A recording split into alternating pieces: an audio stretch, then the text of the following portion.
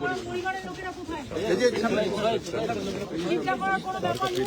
আপনারা আগে যাবেন, কালো যাবেন, আমি সব দেখে নেব, ঠিক আছে? আর বলুন আমাকে এখন সেখানে আছে, চিন্তা করবেন না একদম, ভালো থাকবে।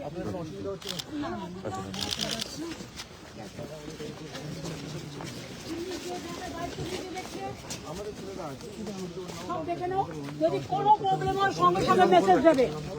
দেখে তো বাড়িতে পরে শাড়ি পরে বেরিয়েছি, এই দেখা এখন মানুষ দেখতে আছে, আমি বাড়িতে পড়ার শাড়ি পরে বেরিয়েছি, আমি এই শুনেছি। আমাকে অত দুর্বল ভাবার কোনো কারণ নেই, ঠিক আছে?